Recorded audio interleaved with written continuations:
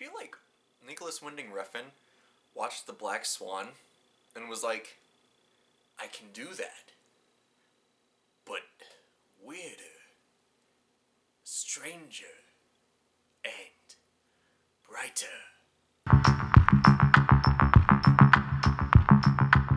Yeah, well, that's just like your opinion, man.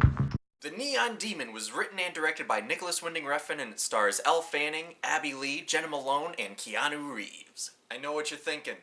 Khalil, Finding Dory just came out. Independence Day Resurgence just came out.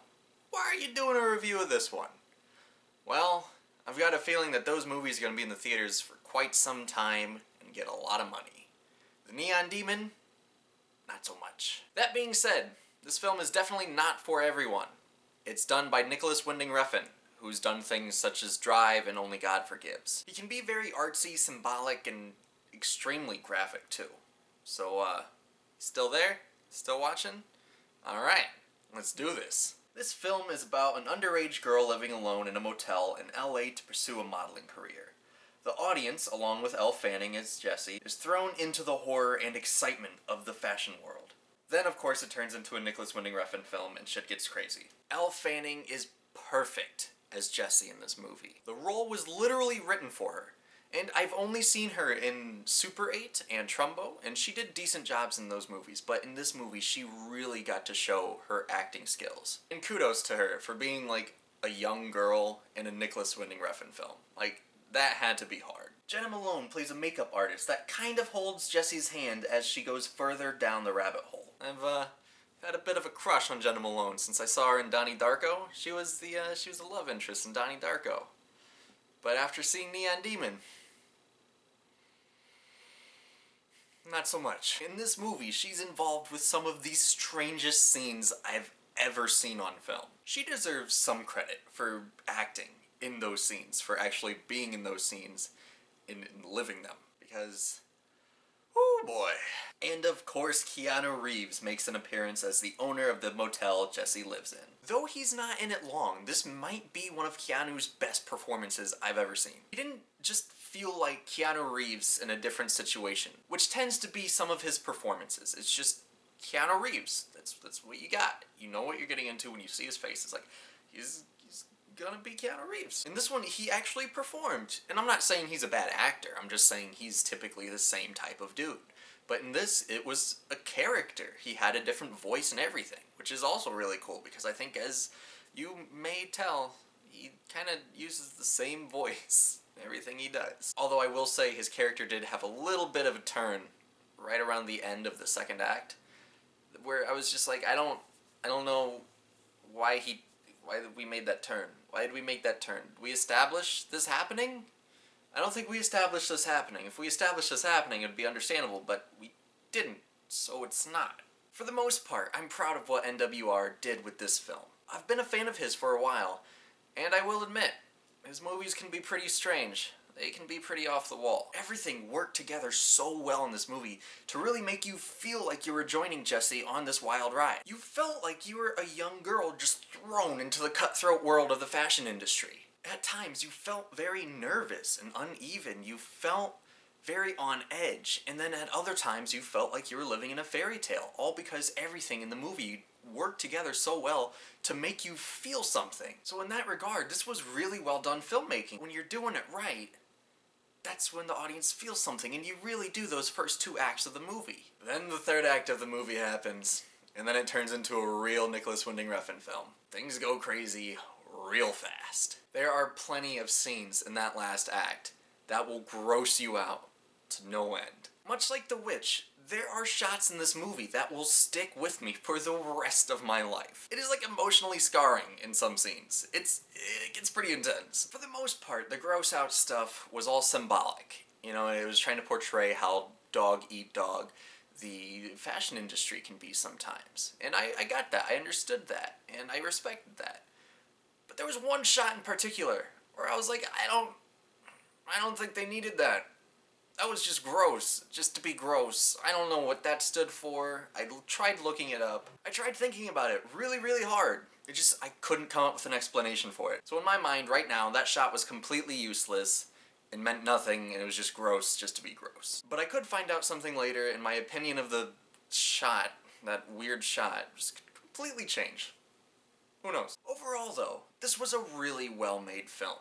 And I've never really seen the behind the scenes of the fashion industry. I've never lived that, so I don't know for sure.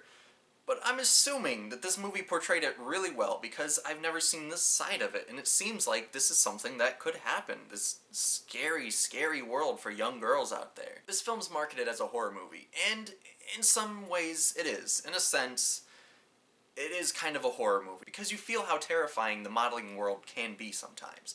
So in that regard, it's a horror movie. But it, like, as of like slasher, like, it's not like a slasher film. It's not like, ooh, I'm gonna spook ya.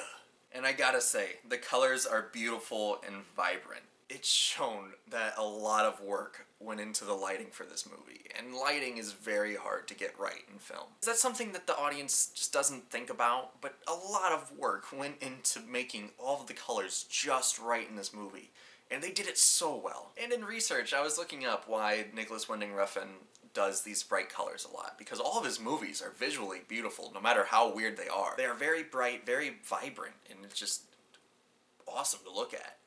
Apparently the dude's colorblind. Like, he doesn't see normal colors. So for him to, like, actually see a color, it has to be very bright and vibrant. So to him, all of his movies just look like a normal movie. Everything else is just a black and white movie. Overall, this film gives some very enthralling messages on what beauty actually is, and it gives a very strong commentary on the world of modeling. If only the director had made this movie somewhat more contained, if he could just stop being weird for a little bit, this could have been a perfect movie. But just the fact that some of it threw me off so much and it just didn't make sense to me.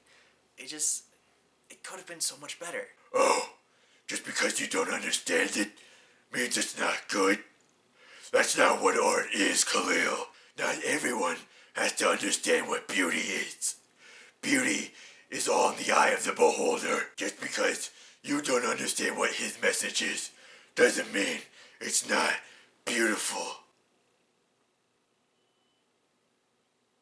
What? I'm not wearing hockey pants. That's more like it. Okay. The thing is, what he was trying to do was extremely well done. And this movie stayed with me a long time after I saw it. I was thinking about it for hours. I was watching videos on it. I couldn't stop thinking about this movie, and I love that in a movie. When you stay with me, when it clings onto me, that's when I gotta give you some respect. The last act of this movie, though, will be extremely polarizing for some audience members. Some people I've seen really, really liked that last act of the movie, and they said that was the best part of it. Some people absolutely hated the turn that it took. And when I saw this movie in theaters, there was a couple that just, the second the credits started rolling, they bolted out of the theater. They were so done. I may get backlash for this rating. It might be a little high for some folks, but I'm sticking with it. I'm gonna give The Neon Demon an 8 out of 10. And some of you might bring up the cans or can? The can argument of like, oh, well, it played in Cannes and it was booed at Cannes. That means it has to be bad, right? Cannes audiences just really like booing at things, okay? They boo at a lot of things that they don't get right away. I'll have you know that Inglourious Basterds was booed at Cannes, and so was Taxi Driver.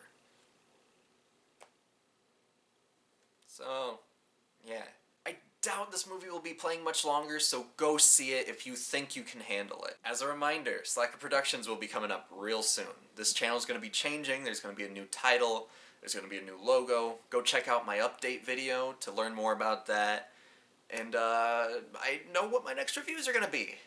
After this review, you will have Swiss Army Man. After that review, you will have Kung Fu Hustle. See? I'm getting organized. I'm growing up. Things are going pretty good. Anyway, thanks for watching. Subscribe if you haven't already. Get ready for Slacker Productions. And, as always, Watch movies, my friend.